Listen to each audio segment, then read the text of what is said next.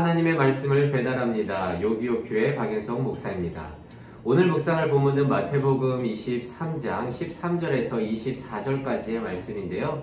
오늘의 13절 한 구절을 봉독하고 함께 묵상하도록 하겠습니다. 화 있을진저 외식하는 서기관들과 바리새인들이여, 너희는 천국문을 사람들 앞에서 닫고 너희도 들어가지 않고 들어가려 하는 자도 들어가지 못하게 하는도다. 오늘 본문은 예수님께서 유대 지도자들을 제일 신랄하게 비판하는 장면인데요. 마태복음 5장에서 나오는 산상수훈의 복 있는 자에 대한 선포와 대칭을 이루는 내용입니다. 팔복의 선포에서 예수님은 헬라어로 마카리오이, 그러니까 복되도다 라고 하면서 복된 자의 모습을 알려주는 반면에, 오늘은 우아이, 화가 있다 라고 하면서 심판받을 자의 모습을 설명하고 있습니다. 먼저 오늘 본문 이전에는 이들의 특징을 간단히 언급하고 있습니다. 그러니까 이들은 모세의 자리, 즉 말씀을 선포하고 가르치는 자리에 있었지만 그 자리에 맞는 책임 있는 모습을 보이지 못한 위선자의 삶을 살고 있음을 지적하고 있습니다. 공인된 율법 해석자였지만 실제로는 하나님이 기뻐하지 않는 율법을 해석함으로써 자신들도 못 지킬 조항들을 만들어 놓고 그 율법으로 백성을 정죄하고 올가매고 있었습니다. 그럼 그들에게 예수님께서는 7가지의 화를 들어 그들을 경고하고 있는데요. 오늘은 그 7가지 중에 4가지 화를 소개해 드리려고 합니다.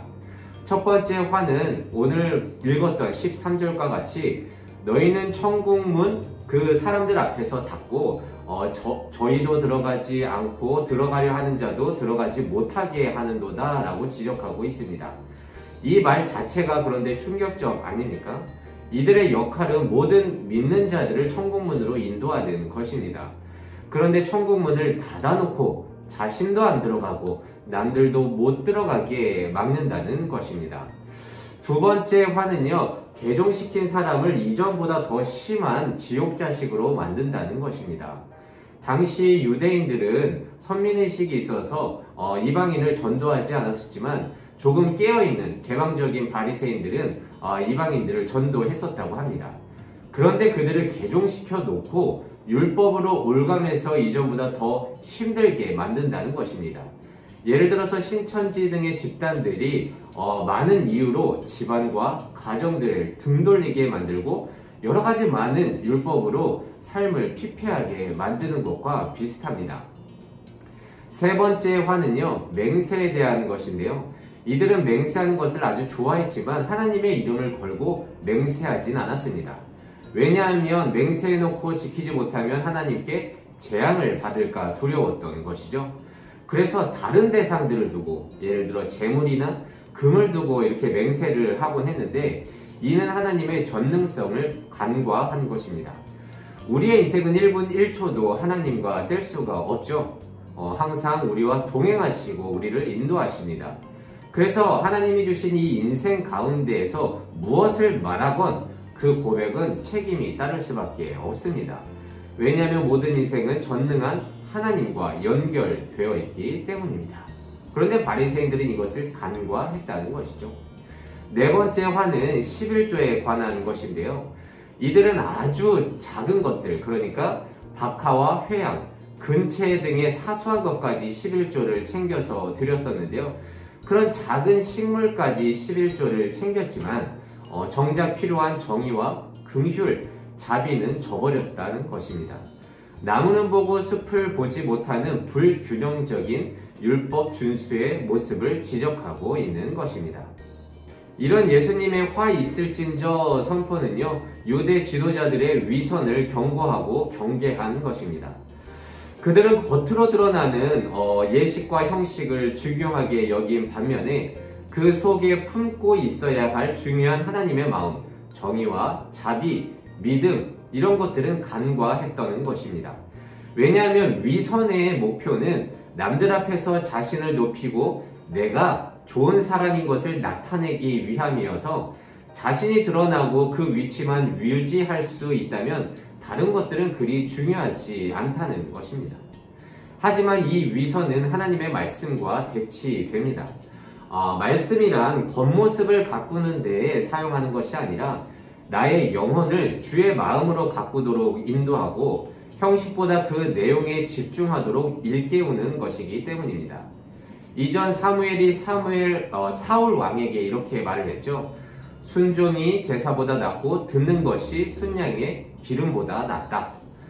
하지만 이들의 실수는 현재의 교회와 지금의 우리들에게도 여전히 반복되고 있다는 것입니다.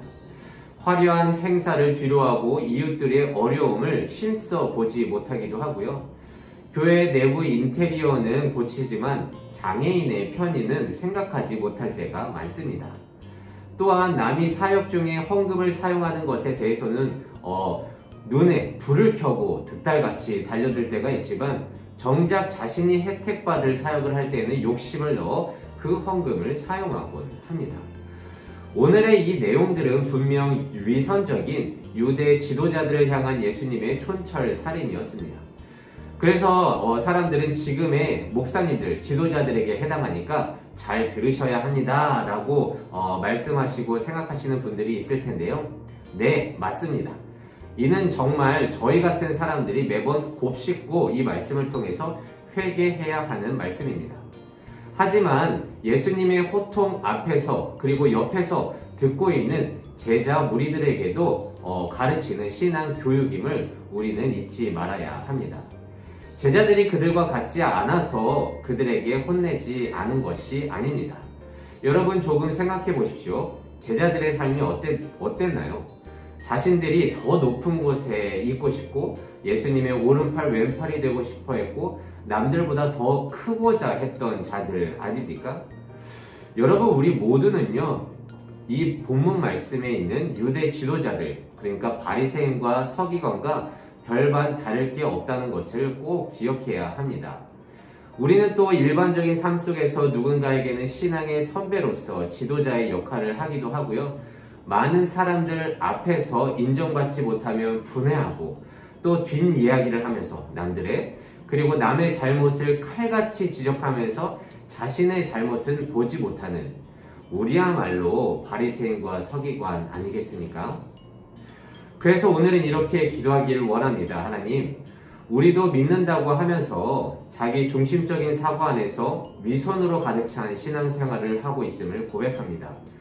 우리의 그 위선을 말씀으로 바라보게 하시고 내가 바리새인임을 인정하는 회개의 영을 허락하여 주시옵소서. 형식보다 주의 마음을 알아가는 말씀에 순종하는 자들 되게 하여 주시옵소서. 오늘도 이 말씀을 붙들고 또 한날 승리하며 살아가는 우리 모두가 되시기를 진심으로 소망합니다. 기도하겠습니다.